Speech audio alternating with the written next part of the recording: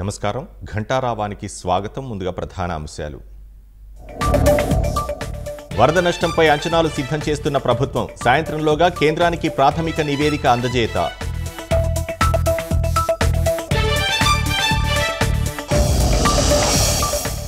శరవేగంగా బుడమేరు కాల్వ మూడో గండి పూడ్చివేత పనులు పూర్తి స్థాయిలో వరద నీటిని కట్టడి చేస్తామన్న నిమ్మల.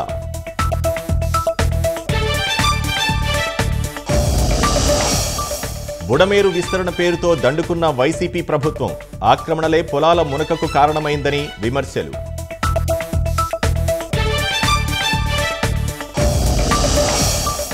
వరద ముప్పుతో ఆకలితో అలమటిస్తున్న పశువులు ప్రభుత్వం మేత సరఫరా చేసినా పంపిణీ కాని పరిస్థితి.